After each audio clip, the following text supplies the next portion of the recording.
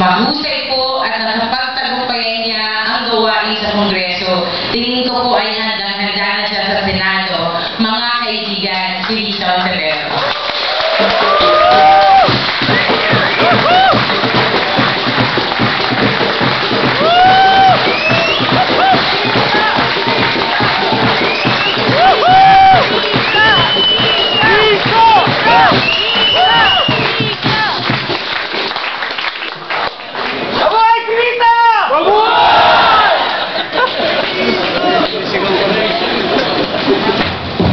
Maraming salamat, Kaka. Maraming salamat po sa lahat. Nauna tuloy yung pasasalamat. Dapat ang una kong sasabihin ay magandang hapon po sa inyong lahat. Ika, Joby, kina Etta at Randy, kasamang Walden sa Kongreso, mga kasama sa Kongreso sina Junjun Tupas, at kanina nandito rin si Roman Romulo, si Senador Noynoy Aquino. Maraming salamat sa pagdalo. Iba pang mga kaibigan mula sa isa sa pinakatanyag na original na partido dito sa ating bansa, ang Liberal Party. Gayon din mula sa diplomatic community. At higit po sa lahat ng mga kasama dito sa akbayan, sa ating partido. Binubuksan natin ngayon ang ating pambansang Kongreso at nilulunsad natin ang unang kampanyang pansenado dito sa makasaysayang Club Filipino.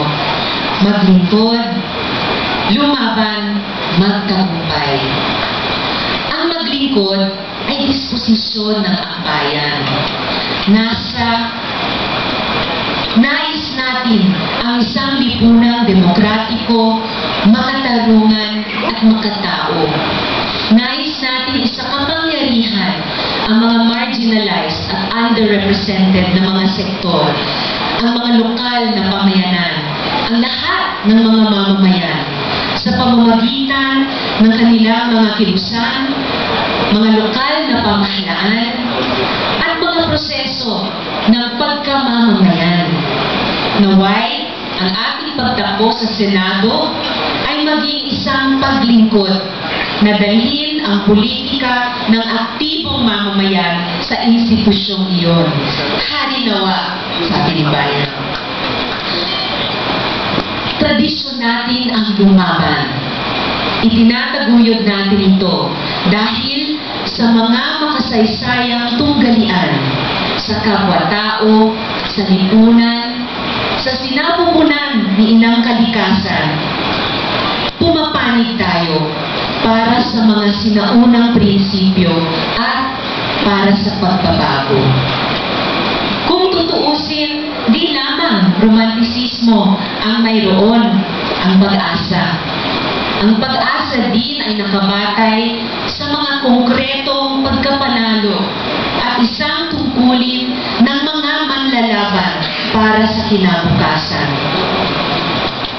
Naway, sa ating pagtakbo sa Senado, patuloy na maganap na kapag lumaban ang akbayan, panalo ang mamamayan.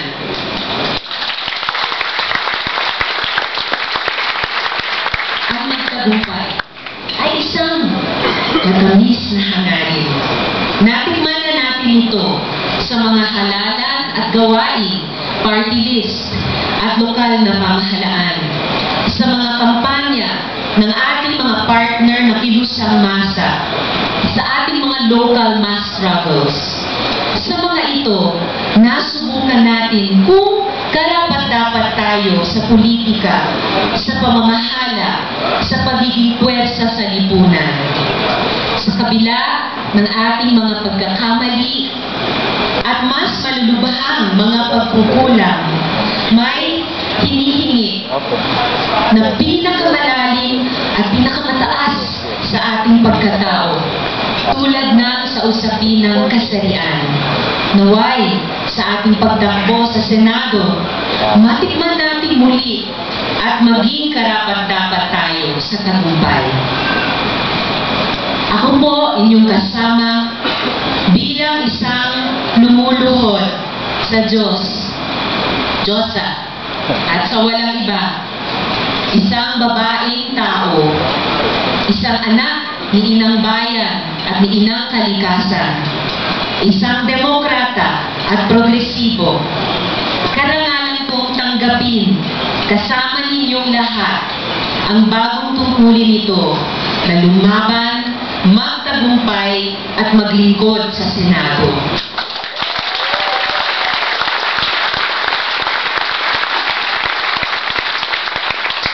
Ating minamahal na partidong akbayan, ating ginagalang na mga kasamang kilusang masa, mga pinakahalagahang mga kaibigan dito sa ating bansa at sa ibayong dagat, friends from other countries as well, mga kababayan, ako po si Risa Ontiveros, nais ko kayong paglingkuran sa Senado.